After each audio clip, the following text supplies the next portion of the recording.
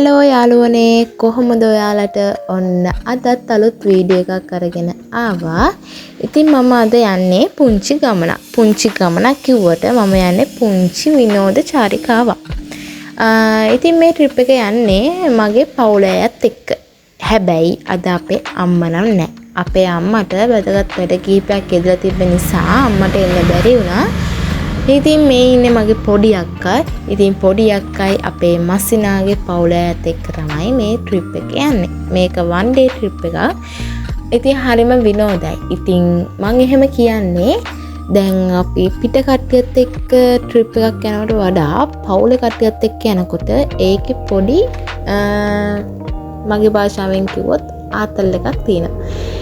ඒ කියන්නේ ට්‍රිප් එක පටන් ගන්න ඉඳන් අවසානයේ වෙනකම්ම හැමෝගෙම මූණේ හිනාවක් නැන්ද තිබුණා. ඉතින් කිසිම ප්‍රශ්නයක් නැතුව අපි හැමෝම සතුටින් සහයෝගයෙන් අපි මේ ට්‍රිප් එක අවසන් කරා. ඉතින් ඒක ඕගොල්ලන්ට තව ඉස්සරහට බලා ගන්න පුළුවන්.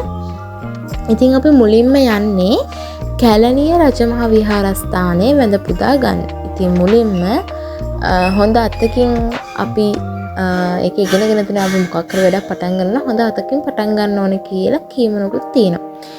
ඉතින් ඒ නිසාම අපි ට්‍රිප් එක ආරම්භයේදීම අපේ කට්ටිය කතා වුණා කැලණි රජමහා විහාරස්ථානයට ගිහිල්ලා ඒ සිද්ධ ස්ථානේ වැඳ පුදා ගන්න ඕනේ කියලා. ඉතින් දැන් අපි ඉන්නේ කැලණිය රජමහා විහාරස්ථානයේ. ඉතින් අපි මෙතනට යනකොට උදේ 9 මාට විතර ඇති මට මතක විදිහට. ඉතින් ඇත්තටම මම මේ කැලණි රජමහා විහාරස්ථානයට ආවේ අවුරුද්දකින් දෙකකින් වගේ. මොකද මට තිබ්බ මගේ A level වැඩයි මං කරපු courses එක මට trip එකක්වත් තියාගන්න බැරි වුණා. ඇත්තටම කාලයක් නැති වුණා. ඉතින් දැන් තමයි මෙහෙම හරි මට කාලයක් ඉතිරි වෙලා තියෙන්නේ මට මං වෙනුවෙන්. ඉතින් ඒ නිසා මම මගේ පවුල අයත් එක්ක ඒ කාලය සතුටින් බෙදාගෙන තියෙනවා. ඉතින් මම හරීම දැන් ආසාවෙන් තමයි උඩට යන්නේ උඩට පඩිපෙළ නගින්නේ කොහොම ඇතිද කියලා බලා ගන්න. මොකද ගොඩක්ම මේ අවුරුදු ටිකේ මම කැලණි රජමහා විහාරස්ථානයේ දකින්නේ එක්ක සෝෂල් මීඩියා වලින් නැත්නම් ටීවී එකේ පොයට තියෙන ඔය බණ වැඩසටහන් තියෙනවනේ ඔය කැලණි රජමහා විහාරස්ථානයේ. ඉතින් ඕව දැකලා තමයි කැලණි රජමහා විහාරස්ථානය දකින්නේ. ඉතින් අවුරුදු ගානකින් පස්සේ තමයි ඇත්තටම මම මේ මළුවට යන්නේ. ඉතින් එදා දැක්ක වගේමයි හරිම ලස්සනයි. හරිම හිත සංසුන් වෙන පරිසරයක් තමයි තිබ්බේ. ඉතින් කැලණි රජමහා විහාරස්ථානය වගේම ඔය රුවන්වැලි සෑය ඊට පස්සේ ශ්‍රී පද ස්ථානය මේ කියන තැන්වල මිනිස්සු කියන්නේ නැති වෙන්නේ නැහැ. ඉතින් බැතිමතුන් ආගමික බැතිමතුන් පිළිලා ඉතිරලා තියෙන මෙන්න මේ වගේ සිද්ධ ස්ථානවල. ඉතින් මං හිතුවා වගේම කැලණි රජමහා විහාරස්ථානයේ සෙනග හිටියා. දැන් අපි හිතන්නේ පොය දිනයක එතකොට සෙනසුරාදා ඉරිදා වගේ නිවාඩු දවසක තමයි මිනිස්සු වැඩිපුර ඉන්නේ කියලානේ. එහෙම නැහැ. සතියේ දවස්වල මේ විදිහට මිනිස්සු ගොඩක් මේ කියන්නේ බෞද්ධ ආගමිකයෝ මේ විහාරස්ථාන වැඳ පුදා ගන්න එනවා. ඉතින් අපිත් ගියේ සතියේ දවසක නිසා ඒ විදිහටම සෙනග හිටියා. ඉතින් දැන් මම මේ කැලණි රජමහා විහාරස්ථානයේ එක එක තැන්වලට ගිහිල්ලා කැලණි රජමහා විහාරස්ථානයේ තියෙන ලස්සන ඒ නිර්මාණ දැක බලා ගන්න ගමන් තමයි මේ ඉන්නේ. ඉතින් ඕගොල්ලොත් බලන්නකෝ අපේ කැලණි රජමහා විහාරස්ථානය කොච්චර ලස්සනද කියලා.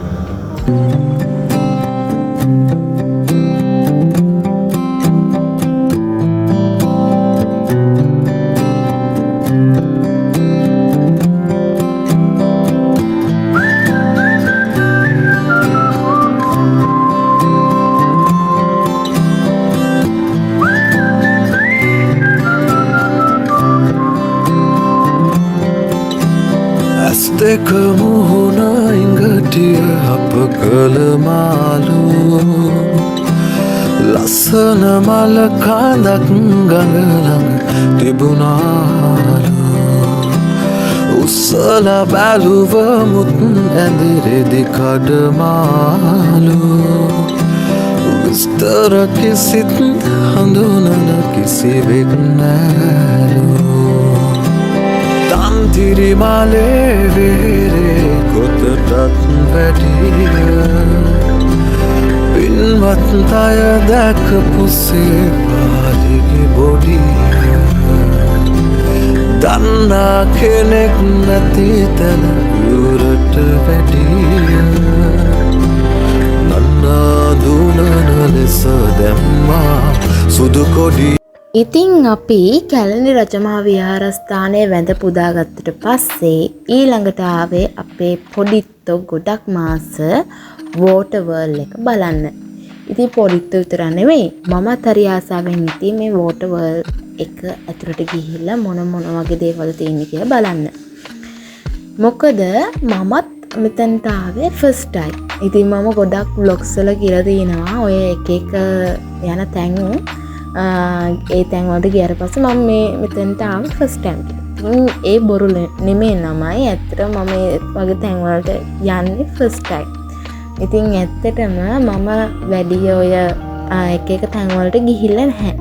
ඉතින් දැන් තමයි මෙහෙම හරි වෙලාවක් තියෙන්නේ මට මං වෙනුවෙන් කාලය ගත කරන්න. ඉතින් ඒක මම ඈතකදී ඉඳන් තමයි මං හිතාගත්තේ මම වෙනුවෙන් කාලය ගත කරන්න ඕනේ කියන දේ. මොකද ජීවිතය කියන්නේ ජීවිතේටනේ. ජීවිතේ කියන්නේම ප්‍රශ්න පත්‍රයක්. ඉතින් මේ ජීවිතේ ප්‍රශ්න නැති කෙනෙක් මේ ලෝකේ හොයාගන්නත් නැතුව ඇති.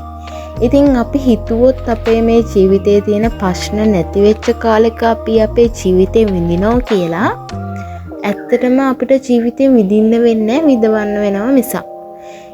ඒ මොකද කවදාවත් ජීවිතේ ප්‍රශ්න නැති වෙන කාලයක් එන්නේ නැහැ. ප්‍රශ්න තියෙනවා. ප්‍රශ්න හැමදාම තියෙනවා. ඉතින් අපි මේ ප්‍රශ්න ගැට ගහගෙන ජීවත් වෙන්න අපි දැනගන්නවා. ඉතින් ඒ ප්‍රශ්න හැමෝේ වුණත් අපි අප වෙනුවෙන් කාලය ගත කරන්න මේක බලන් ඉන්න ඔයාලත් ඉගෙන ගන්න. ඉතින් මේක බලන සමහර කට්ටිය ඉන්න පුළුවන් ප්‍රශ්න වලින් මිරිකි. ඒගොල්ලන්ට ජීවිතේ තිත්ත වෙලා ඉන්න පුළුවන්. ඉතින් මම කියන්නේ ඒ ප්‍රශ්න මොහොතකට අමතක කරලා තමන්ගේ හිත සැනසෙන විදිහ හොයාගන්න. ඒ වගේ විදිහක් මේ ලෝකෙ කොහේ හරි තියෙනවා. තමන්ට ගැලපෙන විදිහ. ඒ ගැලපෙන විදිහ හොයාගෙන ඒ විදිහට ජීවත් වෙන්න. සමහරුන් ඉන්න පුළුවන් උදාහරණයක් විදිහට ඒගොල්ලන්ගේ ප්‍රශ්න මතක වෙන්නේ සින්දු ඇහුවට පස්සේ. ඒ නිසා ඒගොල්ලෝ සින්දු අහනවා. සමහරු නටනවා. සමහරු එක කතන්දර පොත් ලියනවා. සමහරු කතන්දර පොත් කියවනවා. ඉතින් එක විදිහේ දේවල් තියෙනවා. ඉතින් තමන් කැමති විදිහේ ක්‍රමයක් හොයාගෙන ඒ විදිහට ජීවත් වෙන්න. ඉතින් කතාවෙන් කොහොම හරි අපි වෝටර් වර්ල්ඩ් එක ඇතුළට ආවා. මේකේ තියෙන පැකේජස් තමන්ට කැමති විදිහට පැකේජ් එකක් තමන්ගේ අතේ ඇති මුද්‍රට වෙන් කරගන්න පුළුවන්. ඉතින් ඇතුළට ආපු හැටි අපිට බලන්න දීපේ විසිතුරු මසුන්. ඉතින් එක විදිහේ මාළු යාළුවෝ මෙතන හිටියා. ඉතින් මුලින්ම මෙන්න මෙයාලව තමයි මම දැක්කේ. මෙයාලව අල්ලන්න පුළුවන්. තව ඇතුළට ගියාට පස්සේ මාළු අල්ලන්න බෑ. එතන බෝඩ් ගහලා තියෙන්නේ වීදුරු මත අත තබන්න එපා කියලා. වීදුරු මත අත තැබීමේ වලකින්න කියලා බෝඩ් ගහලා තියෙන්නේ. ඒ වුණාට සමහර ඉතින් අල්ලනවා. පොරු කියන්න ඕනේ. මාත් ඉතින් වීදුරු පොඩ්ඩක් අල්ලලා බැලුවා. ඉතින් මේ වගේ ලස්සන මාළු තව ඉස්සරහට බලා ගන්න පුළුවන්. මම පුංචි වීඩියෝ ක්ලිප්ස් දාලා තියෙනවා ඔයගලන්ට බලන්න. ඉතින් මම ඔක්කොම දැම්මේ නැහැ. මොකද එහෙම වුණොත් මගේ vlog එක ගොඩක් දික් වෙනවා. ඒතකොට ඕගලන්ට බෝරින් නිසා මම ඇත්තටම පුංචි වීඩියෝ ක්ලිප්ස් දැම්මේ. මේ වීඩියෝ එකේ ඉන්න මාළු විතර නෙමෙයි තව ගොඩක් විසිතුරු අපි දැකලවත් නැති මාළු ಜಾති මෙතන ඉන්නවා. ඒගොල්ලන්ගේ විද්‍යාත්මක නාමය, ඒගොල්ලෝ ජීවත් වෙන්නේ කොහෙද? එතකොට ඒගොල්ලෝ සර්ව භක්ෂකද නැත්නම් මාංශ භක්ෂකද? මේ ගැන ලොකු විස්තරයක් ඕගොල්ලන්ට පේනවා ඇතිනේ මෙතන බෝඩ් ගහලා තියෙනවා. මේ වගේ ලොකු විස්තරයක් තියෙනවා. ඉතින් මාළු ගැන අධ්‍යයනය කරන, එතකොට මේ ගැන ස්ටඩි කරන කවුරු හරි හෝ වේවා. ඉතින් මම හිතනවා ඒගොල්ලන්ට ගොඩක් ප්‍රයෝජනවත් වෙයි කියලා. මෙන්න මේ වගේ තැනකට ඇවිල්ලා මෙන්න මේ වගේ විස්තර ගන්න එක. ඒගොල්ලන්ට ගොඩක් පහසුයි, ලේසියි. ඉතින් බලන්නකො මේ මාළු යාළුවෝ කොච්චර ලස්සනද කියලා.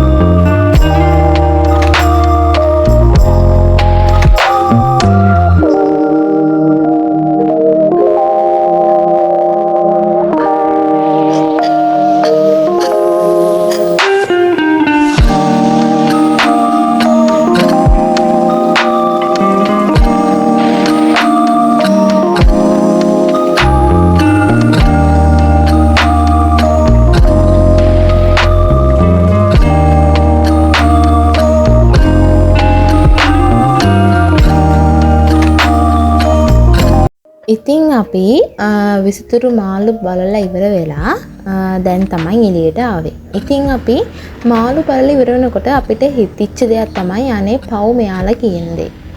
මොකද දැන් මේ මාළු අවුරුදු ගාණක් හිර වෙලානේ ඉන්නේ එකම තැනක.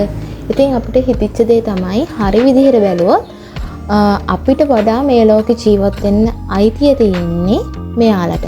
මොකද මිනිස්සු මෙයාලව මෙහෙම හිර කරලා තිබුණට මිනිස්සුන්ට වඩා ජීවත් වෙන්න අයිතිය මේගොල්ලන්ට තියෙනවා. මොකද අපි මේ ලෝකෙට එන්න කලින් තමයි මෙයාලා මේ ලෝකෙට ආවේ.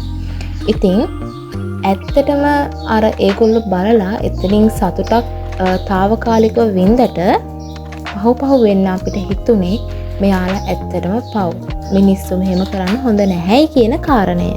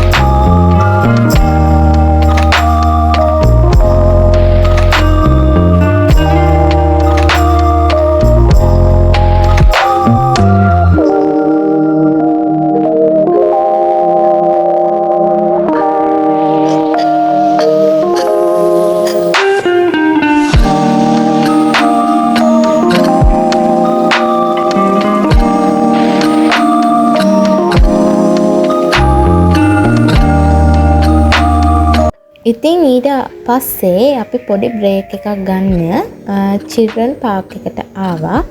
ඉතින් චිල්ඩ්‍රන් පාක් එකට ආවට පස්සේ පොඩිත් විතරක් නෙමෙයි මම උනත් එතන සෙල්ලම් කරා. මොකද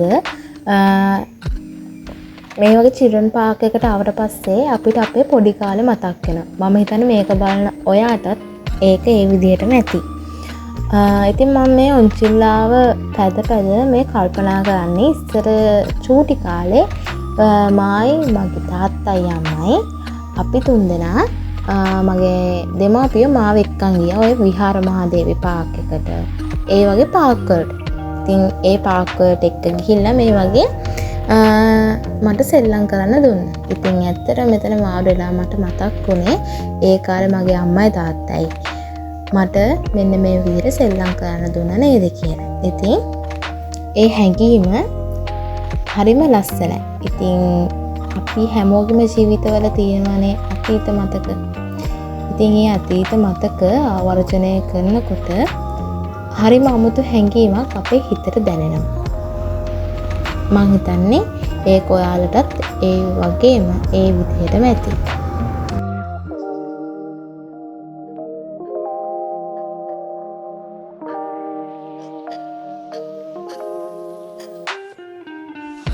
ඉතින් ඊළඟට අපි ආවේ බර්ඩ් පාක් එක බලන්න. ඉතින් අපි මුලින්ම බැලුවේ විසිතුරු මසුන්නේ. ඉතින් මෙතන බලන්න තිබ්බේ විසිතුරු පක්ෂීන්.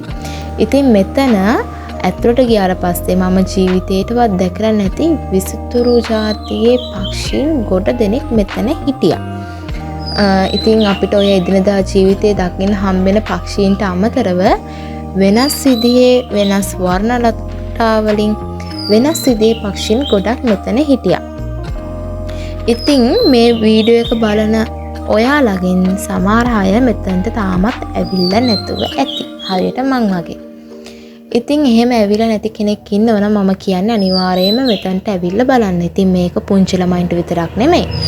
වැඩිහිටියෝ වෙන ඔයාලට ගොඩක් වැදගත් මේ වගේ සත්තු මේ ලෝකේ ඉන්නවද කියලා. ඉතින් අපි එදිනදා ජීවිතයේදී දකින්නේ පොල් කිච්චෝ, එතකොට මොනරු, ඔය වගේ කට්ටියනේ. ඉතින් මේ වගේ කට්ටියත් දැක බලා ගන්න නම් මේ වගේ තැනකට එන්නම ඕනේ. ඉතින් බලන්නකො මෙතන ඉන්න එක එක ජාතියේ පක්ෂීන්ගේ ලස්සන.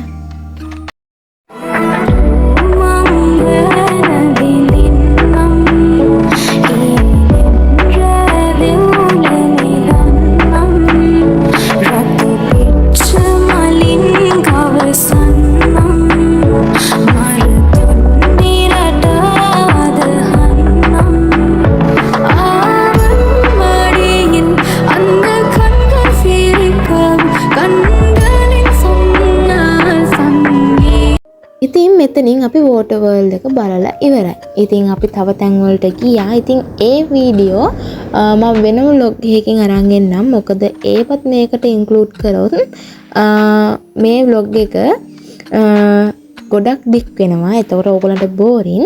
ඒ නිසා මම මේක වෙනම vlog එකකින් අරන් එන්නම්.